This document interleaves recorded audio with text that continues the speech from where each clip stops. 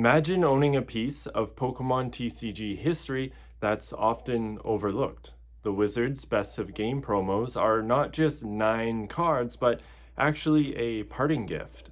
Each card is adorned with a unique best of game set logo.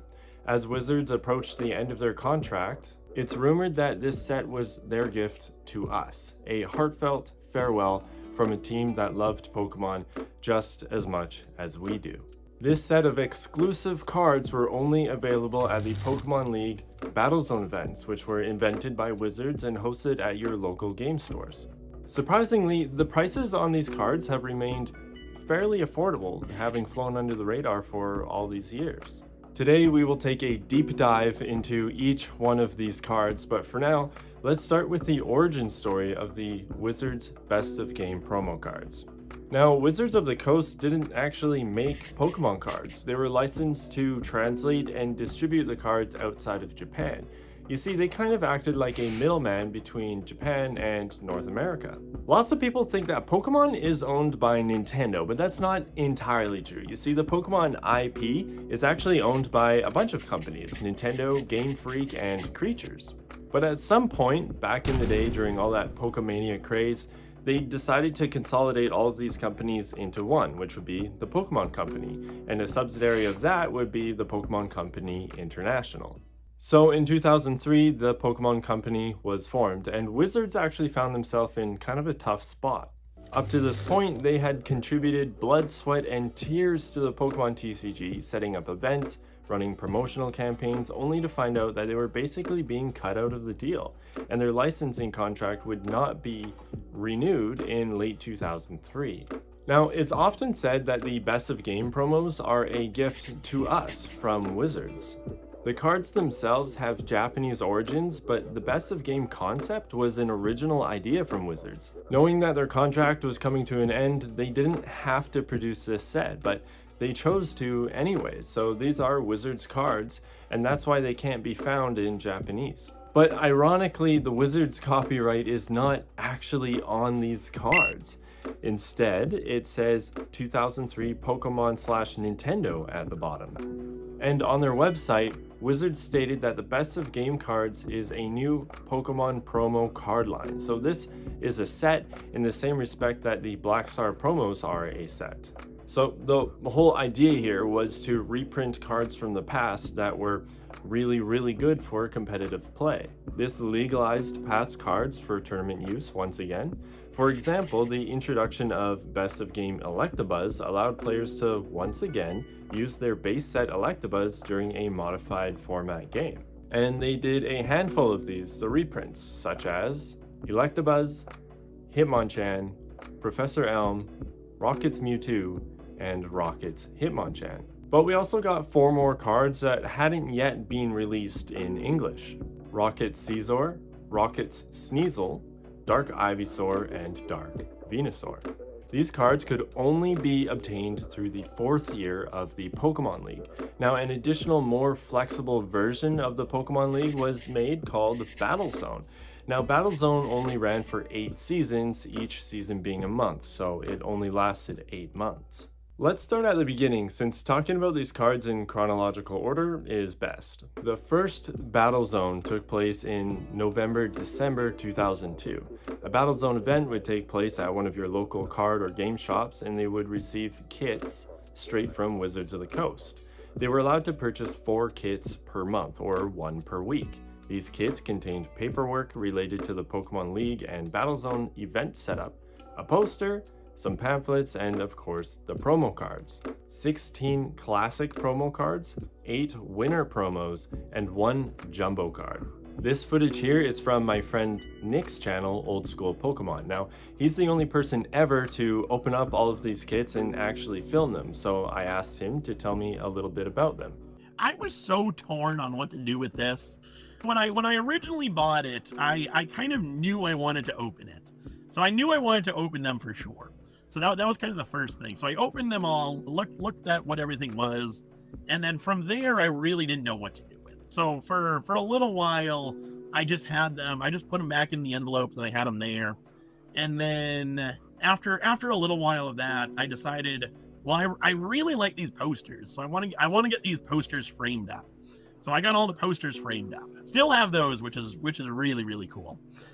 And then after that, the kits are kind of incomplete at this point. So then it was a little bit easier for me to say, well, okay, I don't need these sealed packs of cards anymore. Let me open the sealed packs, because the Mewtwo, which was in the last kit, though the winner stamp Mewtwo is a very very tough card to get in a PSA 10. So for the November-December season, otherwise known as the holiday season of Battlezone, the kit contained 16 copies of Black Star Promo 39, Mischievous, 8 copies of Electabuzz. Now this Electabuzz is, in fact, the very first Best of Game promo card. And you may recognize this card from base set, the original base set. And it was reprinted in base set 2 and reprinted again in the Platinum expansion, but slightly updated to keep it relevant. But the Best of Game version is the only reverse holo, and you might notice the gold winner stamp in the illustration window. I hate to be so obvious, but yes, these winner versions were handed out to the winners of the Battlezone events. Now, the documentation provided from Wizards that I mentioned earlier states that the winner cards must be distributed in this manner: 3 winner cards to the first place finisher, 2 winner cards to the second place finisher, 1 winner card to the third and fourth place finishers, and 1 to the registered head judge for the event. Now for the January kit, the 16 pack of classic promos is a reverse holo rainbow energy. The 8 pack of winner promos is Rocket Sneasel, and we have the Rocket Sneasel jumbo card. Now Rocket Sneasel is the first Best of Game promo card to not be a reprint. It was originally found in the August 2001 issue of Koro Koro Comic in Japan. There's also evidence of the January kit coming with a Pikachu World Collection, which was previously available at the Summer Olympics in Sydney, Australia in 2000. The February Battlezone kits came with 16 copies of Electabuzz, 8 copies of Winner Hitmonchans, and a Jumbo Hitmonchan. So the idea here is that winners of the Battlezone events would get the new promo card 3 months earlier. So if you waited 3 months, you would be able to get the Electabuzz again, but of course this time it didn't have the winner stamp on it. Like Electabuzz, this Hitmonchan was also first released in base set, and just like Electabuzz, it was reprinted in base set 2 and then reprinted and slightly updated in the Platinum expansion. By the way, this Hitmonchan has an error on it. It was printed with 60 HP instead of 70 HP. All other copies of this card have 70, and interestingly, there are rumors that this error was just one of many intentional errors designed to sabotage the TCG. Some Wizards employees felt that it was unjustified to lose the contract after all of this hard work that they put in. The March Battlezone kits came with 16 copies of Rocket's Sneasel, 8 copies of Winner Rocket's Scizor, and a Jumbo Rocket Scizor. Now again, Rocket Scizor was not a reprint. The card's origin is from the 12th volume of the Pokemon Card Trainers magazine, released in July 2001 in Japan. It's also worth noting that this Scizor does not evolve from Scyther, interestingly. It would have been a great month to attend the Battlezone, as you would have received both of these awesome cards. April Battlezone kits includes 16 copies of Hitmonchan, without a winner stamp of course, and 8 copies of Winner Dark Ivysaur, along with a Jumbo Dark Ivysaur.